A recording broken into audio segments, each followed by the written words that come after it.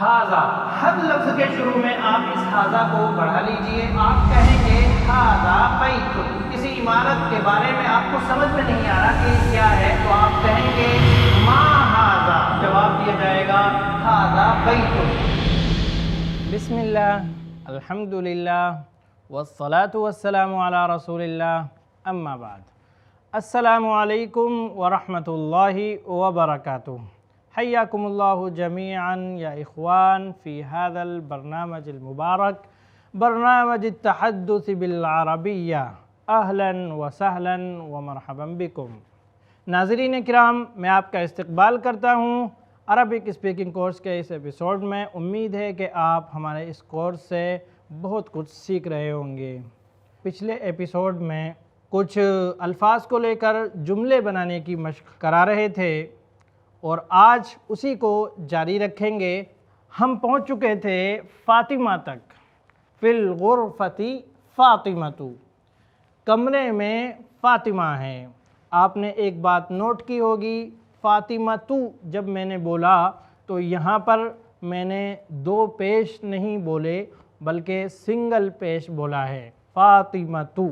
تو اس کی وجہ کیا ہے؟ جبکہ اس سے پہلے میں نے حدیقۃ بولا ہے، اوپر نجات بولا ہے اور اس سے بھی پہلے ندم بولا ہے. تو آخر کیا وجہ ہے کہ فاطمۃ پر جب ہم آئے تو وہاں پر فاطمۃ نہیں بولا گیا، صرف فاطمۃ کہا گیا؟ بات دراصل یہ ہے ناظرین کرام کہ خواتین کے جتنے بھی نام ہوں گے یا شہروں کے جتنے بھی نام ہوں گے ان کے آخر میں تنوین نہیں آتی ہے. یعنی دو زبر، دو زیر، دو پیش ان کے آخر میں نہیں آتے ہیں. وہاں پر سنگل پیش آئے گا، سنگل زبر آئے گا، سنگل زیر آئے گا. عربی زبان میں گرامر کے اعتبار سے ایسے ناموں کو یا ایسے لفظوں کو جن کے آخر میں سنگل پیش، سنگل زبر یا سنگل زیر آتا ہے، تنوین نہیں آتی، ایسے اسماء کو اسماء غیر منصرفہ بولا جاتا ہے. یعنی وہ اسماء جو منصرف نہیں ہوتے، جن کے آخر میں تنوین نہیں آتی. ایسے اور بھی الفاظ ہوتے ہیں جن کے آخر میں تنوین نہیں آتی، لیکن فی الحال یہاں ہم فاطمہ سے بحث کریں گے اور اس کے بارے میں تھوڑا سا آپ کو مزید جانکاری دیں گے. ناظرین کرام، ایسے اور بھی الفاظ ہوتے ہیں جن کے آخر میں تنوین نہیں آتی. نحو کی اصطلاح میں یا عربک گرامر کی زبان میں ایسے اسماء کو غیر منصرف بولا جاتا ہے. تو اسی طریقے سے فاطمہ بھی غیر منصرف ہے. آئیے میں خواتین کے ناموں کی مزید مثالیں آپ کے سامنے پیش کرتا ہوں. اسی طریقے سے کچھ شہروں کے نام بھی آپ کے سامنے پیش کرتا ہوں.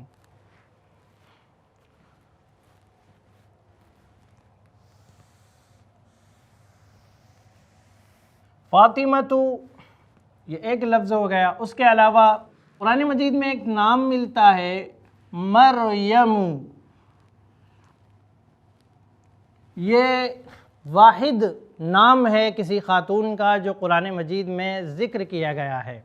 اس کے علاوہ قرآن مجید میں کسی خاتون کا نام نہیں ملتا. ذکر تو بہت سی خواتین کا ملتا ہے لیکن نام کے ساتھ صرف عیسیٰ علیہ السلام کی ماں حضرت مریم رضی اللہ تعالیٰ عنہا کا ذکر ملتا ہے. مریم، بلکہ مریم نام کی ایک سورت بھی قرآن مجید میں موجود ہے. تو آپ نے جب قرآن مجید پڑھا ہوگا تو ایک بات ضرور نوٹ کی ہوگی کہ مریم کا لفظ جہاں جہاں آیا ہے آپ نے کہیں بھی مریمن نہیں پڑھا ہوگا، مریمن نہیں پڑھا ہوگا. تو یہ مریم ہمیشہ یہ مریمو ہی ہوگا، مریمن کبھی بھی نہیں ہو سکتا. مریم، اس کی وجہ یہ ہے کہ یہ خاتون کا نام ہے. اسی طریقے سے زینب، یہاں ہم کبھی بھی زینبن نہیں پڑھیں گے. اسی طریقے سے ہندو، یہ بھی خاتون کا نام ہو سکتا ہے تو اس صورت میں ہندن ہم نہیں پڑھیں گے، ہندو ہی پڑھیں گے. اسی طریقے سے شہروں کے نام میں ہم آ جاتے ہیں مکہ، مکّتو، تو یہ مکّتو ہی پڑھا جائے گا، مکّتن اسے نہیں پڑھیں گے کیونکہ یہ ایک شہر کا نام ہے۔ اسی طریقے سے دوسرے شہر کا نام ہم لیتے ہیں جدتو، تو اس کو ہم جدتن نہیں پڑھ سکتے، حالانکہ جدتن کے معنی دادی یا نانی کے آتے ہیں۔ عربی زبان میں دادی یا نانی کو جدتن بولتے ہیں، اس صورت میں ہم اس پر تنوین داخل کر سکتے ہیں، جدتن کہہ سکتے ہیں۔ جیسے کوئی خاتون ہے، آپ ان کی طرف اشارہ کر کے کہہ سکتے ہیں ہذہ جدتن، یا فاطمۃ جدتن، فاطمہ دادی ہے یا فاطمہ نانی ہے۔ لیکن جب جدے سے مراد جدہ شہر ہوگا تو اس صورت میں ہم جدتو ہی کہیں گے۔ اسی طریقے سے بغدادو، بغدادو بھی یہ ایک شہر کا نام ہے، بغداد جو کہ عراق کی راجدھانی ہے، تو ہم یہاں پر کبھی بھی بغدادن نہیں پڑھ سکتے، بغدادو ہی پڑھا جائے گا۔ اسی طریقے سے ایک بات نوٹ کرنے کے قابل اور ہے، وہ یہ کہ اگر کسی مرد کا نام ہے تو نارمل حالات میں مرد کے نام پر تنوین آ سکتی ہے، دو زبر دو زیر دو پیش اس پر داخل ہو سکتے ہیں۔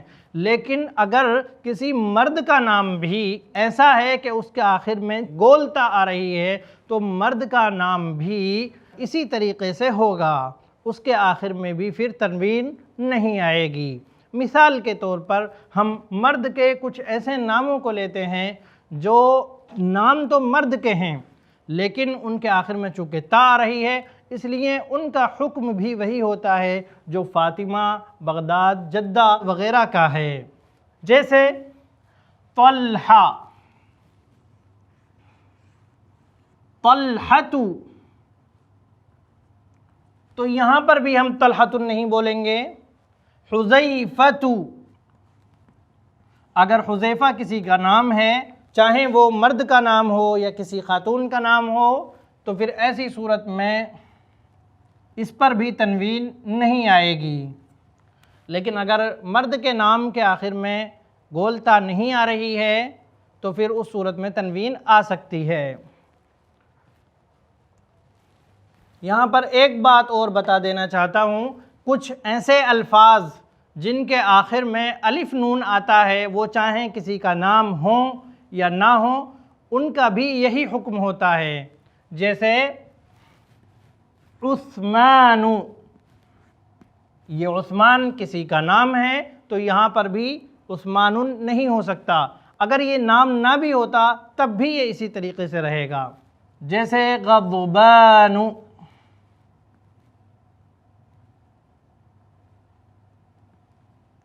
کسلان۔ اسی طریقے سے ایک بات اور واضح میں کر دیتا ہوں، پھر اس کے بعد ہم پریکٹس کی جانب لوٹیں گے۔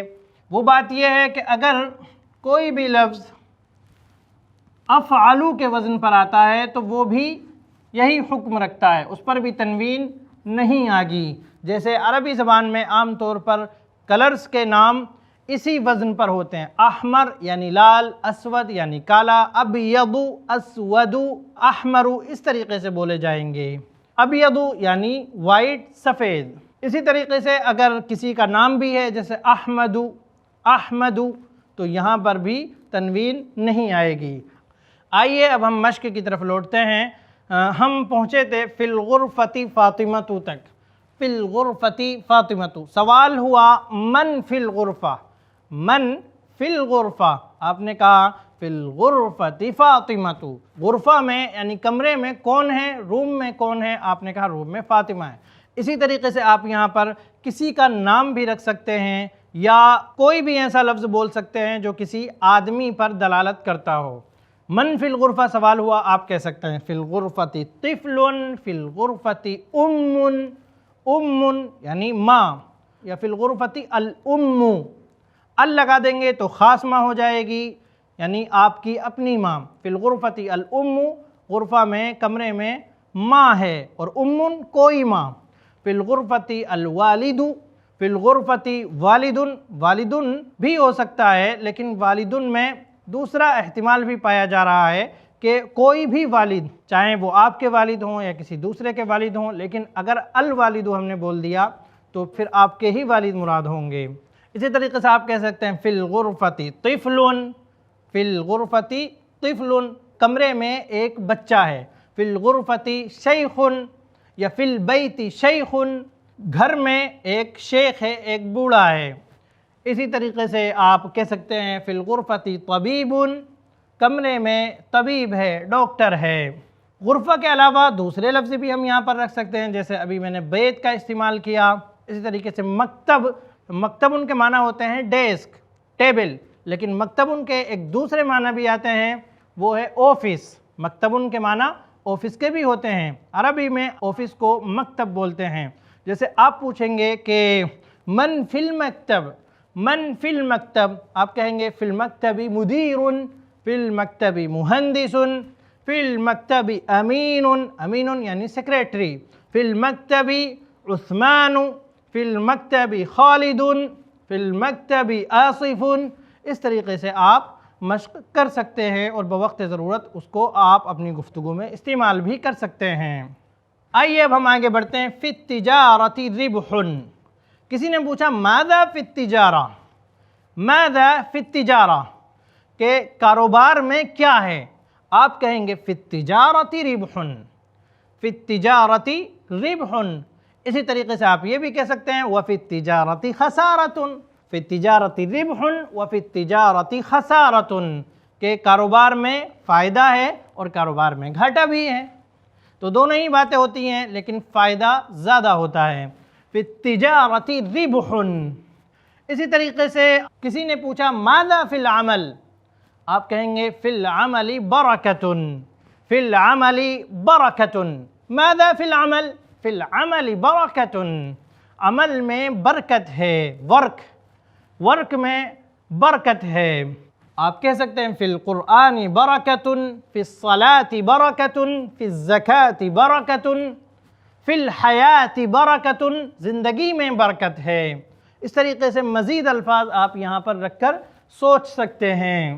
اسی طریقے سے اس طرح بھی سوال کیا جا سکتا ہے فی العمل برکۃ، آپ کہیں گے نعم فی العمل برکۃ، یا آپ لا بھی کہہ سکتے ہیں۔ کسی نے پوچھا هل فی العمل برکۃ، لا۔ اگر آپ لا کے ذریعے سے جواب دیں گے تو آپ وہاں پر رک بھی سکتے ہیں اور بات کو آگے بھی بڑھا سکتے ہیں۔ اسی طریقے سے نام پر بھی آپ کا جواب کمپلیٹ ہو جاتا ہے اور اس کے بعد اس کو آگے بھی بڑھا سکتے ہیں۔ آپ سے پوچھا گیا ماذا فی الثلاجہ، ماذا فی الثلاجہ، فریج میں کیا ہے؟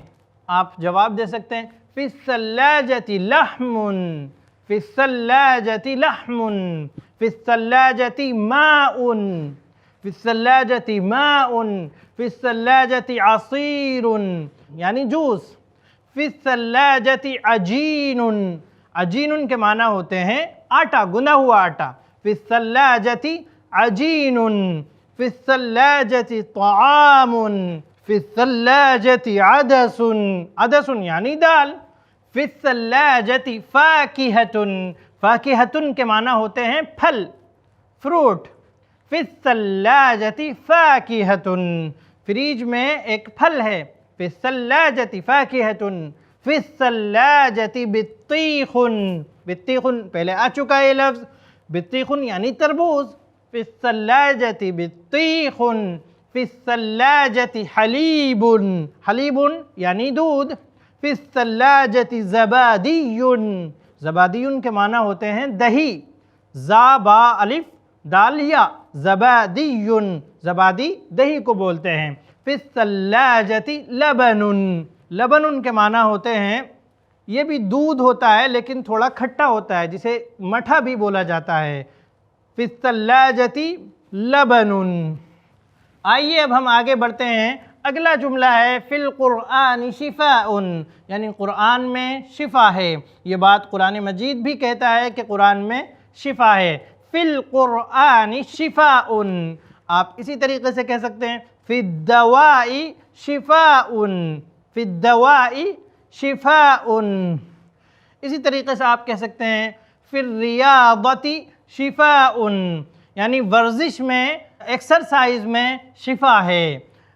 یہاں پر اور بھی الفاظ آپ رکھ کے سوچ سکتے ہیں، جیسے آپ کہہ سکتے ہیں فی القرآن ہدن، فی القرآن ہدن کہ قرآن میں ہدایت ہے، فی القرآن ہدایت، فی القرآن رشد، فی القرآن نور، فی القرآن حکمت، فی القرآن برکت۔ آئیے اب آگے بڑھتے ہیں، فی الطریق مسجد، طریق کے معنی ہم نے بتائے ہیں راستہ، فی الطریق راستے میں، فی الطریق مسجد راستے میں ایک مسجد ہے۔ کسی نے آپ سے پوچھا حل فی الطریق مسجد، آپ کہہ سکتے ہیں نعم فی الطریق مسجد۔ آپ کہیں سفر پر جا رہے ہیں، آپ کو پوچھنا ہے کیا راستے میں مسجد ہے، آپ سوچ رہے ہیں میں نماز کہاں پڑھوں گا، آپ پوچھ سکتے ہیں حل فی الطریق مسجد، تو سامنے والا آپ کو یہ جواب دے گا نعم فی الطریق مسجد، یا وہ کہہ سکتا ہے لا۔ اسی طریقے سے آپ کہہ سکتے ہیں فی الطریق بیت، فی الطریق محطۃ، فی الطریق مطار، فی الطریق مصنع، مصنع یعنی فیکٹری، فی الطریق شریکۃ، فی الطریق شریکۃ، شریکۃ یعنی کمپنی، فی الطریق مرکز، مرکز یعنی سینٹر، فی الطریق سیارۃ، فی الطریق حافلۃ، فی الطریق شاحنۃ۔ شاحنۃ یہ ایک نیا لفظ ہے، آپ اسے نوٹ کر لیں، شاحنۃ کے معنی ہوتے ہیں ٹرک، شاحنۃ بڑا ہا، بڑا شین، پھر الف، پھر بڑا ہا، پھر نون، پھر گولتا، شاحنۃ یعنی ٹرک۔ آئیے اب ہم آگے بڑھتے ہیں، فی الحدیث حکمۃ، فی الحدیث حکمۃ۔ کسی نے آپ سے پوچھا ماذا فی الحدیث، یعنی حدیث میں کیا چیز ہے کہ آپ روزانہ حدیث حدیث حدیث کہتے ہو، حدیث پڑھتے ہو، تو آپ کہہ سکتے ہیں فی الحدیث حکمۃ، فی الحدیث خیر، خیر یعنی بھلائی، فی الحدیث خیر، فی الحدیث شریعۃ، فی الحدیث دین، حدیث میں دین ہے۔ آئیے اب ہم آگے بڑھتے ہیں، اگلا لفظ ہے فی القاعۃ مکیف، قاع کے معنی ہوتے ہیں حال، مکیف یعنی ایسی، فی القاعۃ مکیف۔ کسی نے آپ سے پوچھا ماذا فی القاعۃ، یعنی حال میں کیا ہے، تو آپ اس کو بہت سی چیزیں گنا سکتے ہیں، جیسے حال میں اگر ایسی ہے تو آپ کہیں گے فی القاعۃ مکیف، فی القاعۃ کرسی، فی القاعۃ مکتب، مکتب یعنی ٹیبل، اور فی القاعۃ طاولۃ، طاولۃ کے معنی بھی ٹیبل کے آتے ہیں، فی القاعۃ استاذ، فی القاعۃ استاذ، استاد یعنی ٹیچر، فی القاعۃ معلم، فی القاعۃ کتاب۔ اسی طریقے سے من کے ذریعے سے بھی آپ سے سوال ہو سکتا ہے یا آپ سوال کر سکتے ہیں، من فی الحافلۃ، سوال ہے من فی الحافلۃ یعنی بس میں کون ہے، حافلۃ کے معنی ہوتے ہیں بس، من فی الحافلہ بس میں کون ہے۔